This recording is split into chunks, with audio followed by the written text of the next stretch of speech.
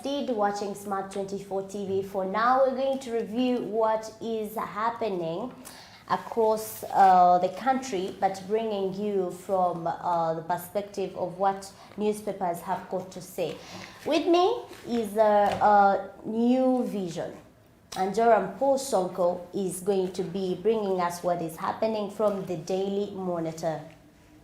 We start with New Vision. On the front page here, we see where the new salary structure for scientists has been out, and also highlighting around UPDF recovering around 800 cows from northern Uganda, where Uganda People's Defense Force soldiers here are highlighted to be guarding some of around 800 heads of cattle that were recovered from Napak, that is northern Uganda around Karamoja, and the animals were actually anticipated to be for land forces and surveillance helicopters in Abim district on Monday earlier on this week have been actually prompting there, highlighting provision of security to them as they recover the owners. But how true is this?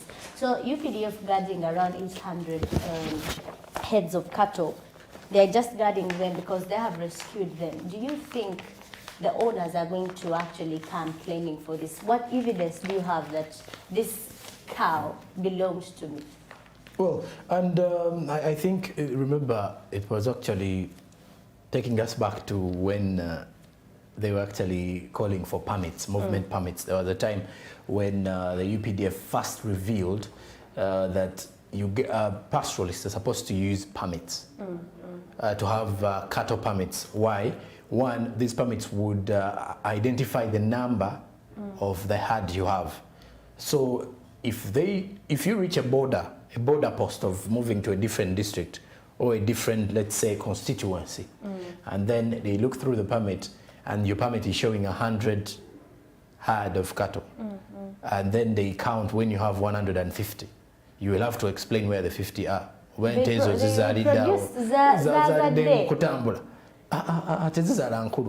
so they will have to actually take a look at that and see. So I think this is where things are. But the region of Karamoja is still in the news, by the way, and very, very big issue to talk about there. We still pray for the insecurities happening around there. Maybe if you could highlight for us what's so special with the Daily Monitor today. Today they're talking about the high dust levels in Tilenga, and this is a report that is coming in from the Petroleum Authority of Uganda, which is showing that the high dust levels in Tilenga is due to natural factors.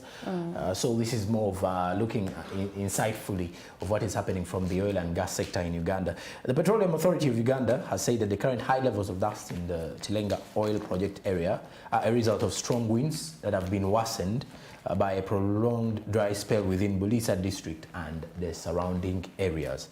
While reacting to claims of population as a result of the Tilenga oil project activities in Bulisa, the Petroleum Authority of Uganda said in a statement that the high level of dust were not only affecting the Tilenga project, but it was as well affecting the spread of a wide landscape in the Bulisa district. And the Petroleum Authority of Uganda noted that reports had indicated that community members from the 5 villages neighboring the oil central processing facility in Bulisa district had petitioned the Ministry of Health in regard to alleged air pollution that had been suspected to be generated by the ongoing construction works for the Tilenga project.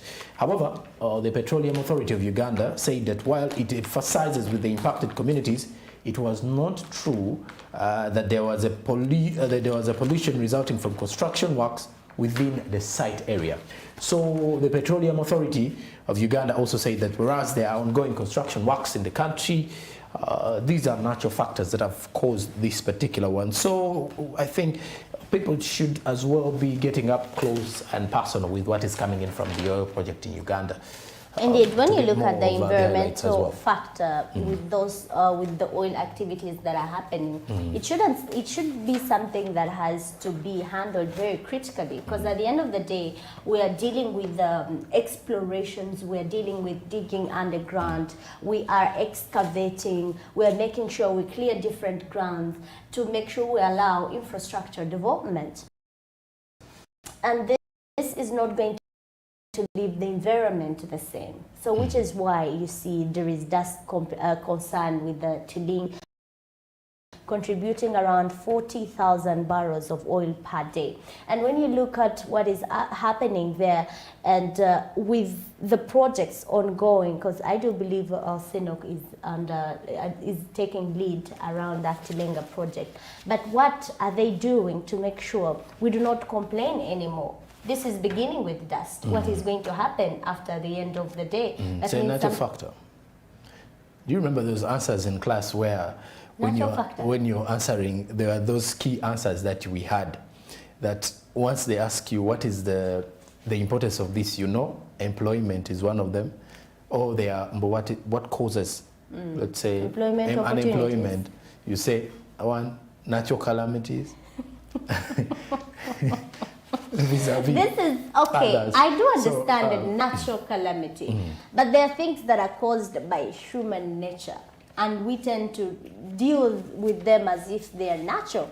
A dust concern in Tilenga, this is a natural cause. It wasn't there. If we're told there was no clearance, if we're told there was no cultivation clearance or demarcation of property there to make sure we clear the grounds for oil activities to be ongoing. So do you still believe that's a natural cause? The reports are saying the dust is natural, even when the report is highlighting for us. So I disagree with the report, because I do believe it's human activity that has led to... Yes. True, by the way, when you look at the issues yes, the dust is natural. Maybe what they are saying is dust, because man cannot make dust. So human cannot make dust. But it can lead to the dust, let's say. Maybe that's why they're highlighting, because there is a natural activity there. But I do disagree there. There has to be ways on how to mitigate. Number one is ubwenda emikolo abantu bagenda kubaga what happens in the dusty roads by Wamazi. I don't know if you've seen that. They bring water trucks. Even in most of the areas where there is too much dust, more so when it has not rained for a couple of weeks, when people are actually tired of the dust, they either way collect some money. It's a collective term. They bring in these water tanks of national water, and then they start sprinkling water. But I do believe now we're in a rainy season. At least it happens to drizzle around Kampala areas, even western Uganda. I do not know some part of Tilenga where it's not actually pouring. But I do believe a natural rain will at least try to help the situation out there. Now let me take you through what is as well happening with the New Vision, where they have actually got a new salary structure for health professionals, which is being highlighted that it is now out. And the proposed salary for scientists, if I'm to highlight for you here, there is an entry for medical officer, dental surgeons, and pharmacists, highlighting old salary that was at 3 million shillings. Now the proposed salary for the people that I have just mentioned is going to be 5 million shillings. A consultant health worker who has been paid or who has been earning around 6 million Uganda shillings is expected to now await for cabinet approval or towards their salary. They have not indicated the salary here. That is the same with senior health consultant whose salary has been 7.3. They still await for Parliament's approval, and the salary they expect has not been highlighted. But for entry of engineers in agricultural officers and others who have been earning a 1.7 million shillings, their salary is going to be upgraded to 4 million shillings, whereas diploma holder who have been earning around 1.2 million, that is around nurses, and the salary under the U6 salary scale will be improved to 2 million. There is holders in nurses under a U7 salary grade, and that is for certificate holders who have been earning around 613,000. They're going to be improved to 1 million. And lastly, the ambulance drivers under a U8 salary scale. Did you know public ambulance drivers have been earning 237,000, and now they will be earning a 500,000. That is At too least little money. it's going to increase That's very little money. Now I still understand why most of them were actually driving people during the passengers lockdown. during COVID. Because at least someone would give you a 1 million and he tells you, take me to Masaka. Why don't you do the 1 million? I'm not supporting Are it you though, because it's because I'm some of these things are dead. But anyway, the jokes aside, not even a joke, by the way. That aside, But this I is believe it reality. is We have very seen good- them carry on government vehicles carrying passengers in lockdown. Basically, what you said and until could be the true. traffic officers actually had to get them down. So when you look at that as well, I believe it is a motivation. Nothing motivates people like a salary increment in this generation. Believe me, it is a motivation. Or if someone comes and tips you with an instant 100,000 after the show.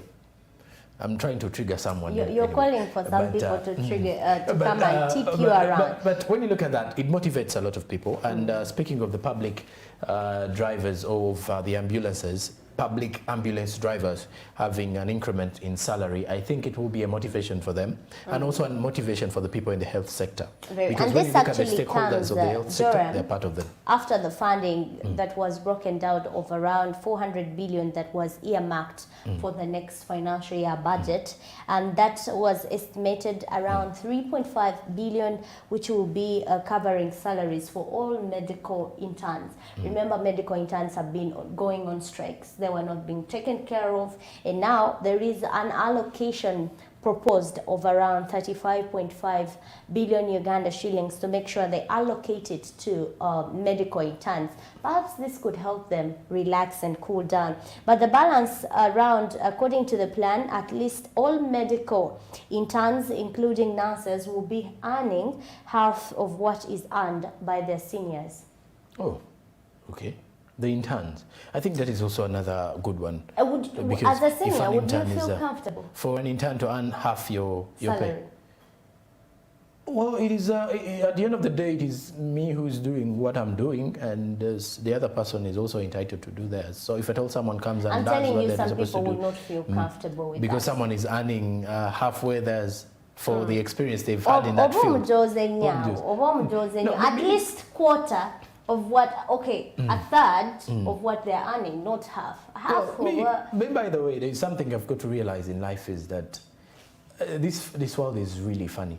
You'll find a 20-year-old earning more than a 30-year-old, or a 20-year-old earning more than a 25-year-old. So it doesn't necessarily mean if you've been in a place for over 5 years and then an intern comes and brings earns job insecurity. Anytime it does bring job insecurity. Anytime you know, there's someone putting you on pressure. You know what brings a lot of job insecurities in most of the organizations is because if you're not sure of what you're doing.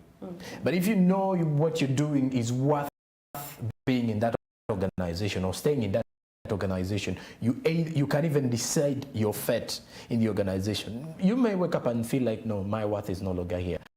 Or let's say I need to go out there and ask for more of what I offer. So that goes back to it. But if you're insecure, any other person you see, if you're insecure, and even if you be on an organization and they bring a new askari, you'll be like, Joram, take us through the next report. What does Daily Monitor say? The next report here is coming in from a different news side, but reporting on Uganda's tax opportunities. As a new report, which was published by Oxfam, Southern and Eastern Africa Trade Information and Negotiations Institute, and then as well as other non-government organizations, has identified gaps related to gender taxation, policy and administration, and that once fixed could boost that, and that once that is fixed could disability to deliver services to its population. Titled The Fair Tax FTM. The report reveals that Uganda has made minimal progress in making the Uganda tax system fair and gender responsive. This is mainly because the country depends largely on indirect taxes, excise duty, value-added tax and customs, which disproportionately affect low-income earners, especially the women. And it's on record that women in business are more taxpayers than the men in business, or women comply more to paying the taxes than the men who are in business. And when you look at this particular one, they are surprisingly more affected because most of them are the ones that are in the small sized enterprises. Now, since they spend a higher proportion of their income on consumer goods, or as well as their families. So women have to spend most of their money for their families. They also spend a lot of money to their businesses, and then there comes the taxes. In addition, Uganda Revenue Authority does not collect and update sex disaggregated data, which makes it hard to ascertain the gender statistic to facilitate gender analysis, to see a gender equality in there. The report also notes that the large tax incentives and exemptions and illicit financial flows drain critical resources that hinder government's ability to provide critical public services. And in the financial year 1920, Uganda recorded approximately 5 trillion shillings as incentives. As a result, underinvestment underinvestment in key sectors that have direct consequence of reducing the unpaid care workload disproportionately affect women and the girls. But on a positive note, the report found out that Uganda has made commendable progress in promoting gender-responsive budgeting, in addition to improving gender and equity compliance of the budget. And Jen Naluga is the Executive Director of Siatini, and Daniel Lukwago, the lead researcher for this study, said that government needs to walk the talk. I think Jen Naluga loves that walk the talk. Okay. Walk the talk. They will talk until they do the walk. Okay, then we head to what is happening coming from the environment. This is the wildlife crime that is continuing to be a major threat to revenue earners from that particular perspective, where if there is a threat around wildlife, and this comes with hunting, this comes with poaching, it is definitely scaring off people who are earning from it. And who are those people we're speaking about, or to whom does it concern here? And wildlife crime has been categorized as the fourth most profitable across the globe after drug, human, and counterfeit products around affecting revenue around the country. And this involves talking around trade, importing, exporting processes obtained from wildlife. We're speaking about people who have at least been doing activities in favor of them taking home. For example, recently where we had